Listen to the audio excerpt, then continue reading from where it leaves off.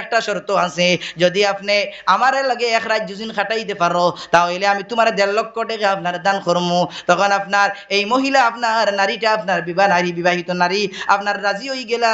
গুনার উপরে যখন বন্দায় আপনার 1.5 লক্ষ টাকা দিল, বন্দা আপনার লইয়া আপনার ঘরের দিকে রওনা হইল। তখন বান্দিটায় আল্লাহর বান্দে যারে যারে খান্দে চকুর পানি ফেলায়, সেওরে কিচ্ছু হয় না। আব্দুল্লাহ বিন কিফিলে কইল, ও বান্দি আমি তোমার এত জবরদস্তি করলাম না, আমি তোমার এত জোরে আনলাম না, আমি তোমার 1.5 লক্ষ টাকার বিনিময়ে তোমারে আনলাম, তুমি কোন জন্য খান্দো?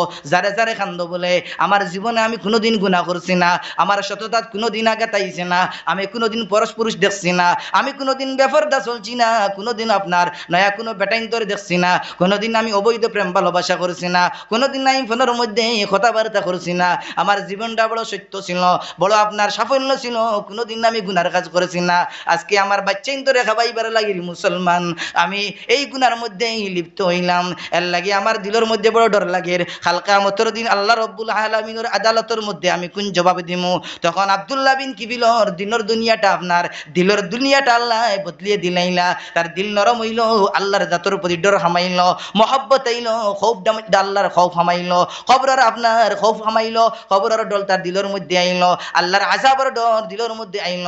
আব্দুল্লাহ বিন কিফিলে কইল, পয়সা নেও আপনার, আমি আর তোরা হাতিয়া দিলাম, যাও তোমারে আমি ছাড়িয়ে দিলাম, আমি এই গুনার মধ্যে যাইতাম নাই। আব্দুল্লাহ বিন কিফিল ঘরের মধ্যে যায় আর গিয়ে তওবার ইস্তেগফার করে আল্লাহর কাছে কান্দে, আল্লাহ আমি আমার জীবন রে খাটাইলাম সুদ খায়া মদ খায়া জিনা করিয়া গুনাহ করিয়া খাটাইলাম, আমার জীবনের মধ্যে কোনো একটা বালা কাজ নাই, আমার জীবনে কোনো একদিন নামাজ নাই, আমার জীবনের মধ্যে কোনো ইবাদত নাই, আমার জীবনের মধ্যে কোনো নেক কাম নাই, আমি কেউর কোনোদিন বালাই করলাম না, আল্লাহ তুমি আমারে মাফ করিয়ে দিও। এই মহিলার খান্দা দেখিয়া তার দিলটা নরম হইল, আপনার নেক্সটে গুনাহ না করার আপনার দিলের মধ্যে ইরাদা করলো আর এই গুনারে ছাড়িয়ে দিল।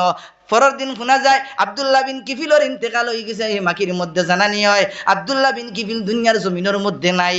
12টা বাজি গেছে, 1টা বাজি গেছে, কোনো মানুষ আব্দুল্লাহ বিন কিফিলর কফনর লাগি যায় না, কোনো মানুষ দোয়াইবার লাগি তারও যায় না, কোনো মানুষ তার কফন আনার যায় না, কোনো মানুষ তার দেখা যায় না রে মুসলমান।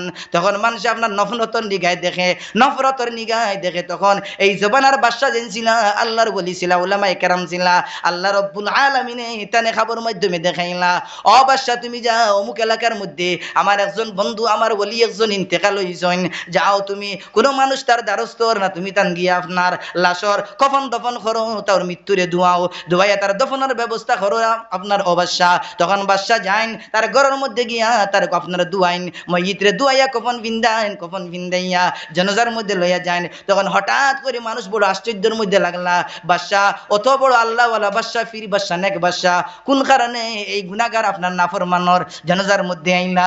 তখন কোনো মানুষ আপনার অনুভব করতে পারে না। হঠাৎ করিয়া দেখা যায় আসমান থেকে একটা পারচি সাদা কাগজ আপনার আইছে, আর আব্দুল্লাহ বিন কিফিল জনাইট ব্যক্তি আসলো, তার আপনার গেইটের মধ্যে এই কাগজ আইয়া লাগিছে, আর গেইটের মধ্যে কাগজের মধ্যে লেখাও কথা ইন্নাল্লাহ কাদ গাফারা লিল কিফিল, আল্লাহ রব্বুল আলামিনে কিফিল নাই ব্যক্তিরে মাফ করিয়া দিয়া তার বন্ধু বানাইলা। সুবহানাল্লাহ।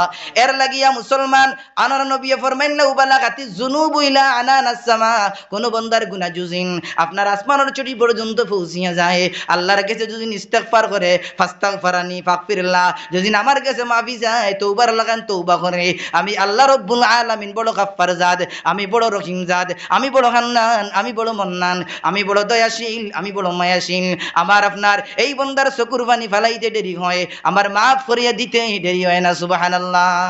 এই বান্দারে মাফ করে দিলাইলা তওবার ইস্তেগফারের বদৌলতে। এর লাগি আমরা কিতা করতাম, মায়ুস হইতাম না। এর মতলব কেন বুঝবা না, খালি গুনাহ করতাম, মেকরুর তওবা না, খালি বারবার করাইলা না। হ্যাঁ, বাই চান্স ফাও পিছলি গেছে আপনার, তখন ফট করে ফৌরান তওবা করিলেন, ইস্তেগফার করিলেন। কিন্তু গুনাহ থেকে নেক্সটে না করার আল্লাহর কাছে ওয়াদা করার নাম তো তওবা।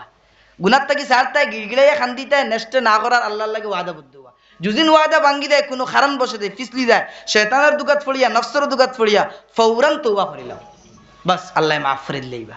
এর লাগি আমরা ইস্তেগফার ওয়ালা তওবা ওয়ালা জিন্দেগি বানাইতাম মানাই মানানি ইনশাআল্লাহ দুগান হাত তুলিয়া দেখাই তওবা ইস্তেগফার ওয়ালা আল্লাহ তুমি আতরে কবুল আর মঞ্জুর ফরমাও আল্লাহ রাব্বুল আলামিন ফরমাইন ফাকুল তুস্তাগফিরু রাব্বাকুম ইন্নাহু কানা গাফফারা আল্লাহ হুকুম করেন ফাকুল তুস্তাগফিরু ও বান্দা ও নবী তুমি জানাইয়া দাও উম্মত রে কইয়া দাও তোমরা আল্লাহ রাব্বুল আলামিনের কাছে ইস্তেগফার করো তওবা করলে কয়েকটা ফায়দা আছে ওগুন কইয়া শেষ করি লাইমু এক নম্বর ফায়দা হইল ইন্নাহু কানা গাফফারা তওবা ইস্তেগফার করলে আল্লাহ রাব্বুল আলামিন বড় দয়াশীল আর মায়াশীল আল্লাহ তওবা ইস্তেগফার করনে ওয়ালারে মাফ করিয়া দিন তার জিন্দেগীর সমস্ত গুনার এক নম্বর পুরস্কার দিবা তার সমস্ত গুনারে মাফ করিয়া দিবা দুই নম্বর পুরস্কার ইউরসিলিস সামা আলাইকুম মিদরারা দুই নম্বর পুরস্কার আল্লাহ রাব্বুল আলামিনে তওবা ইস্তেগফার খাইরে দিবা আসমান তাকিয়া যে জমিনের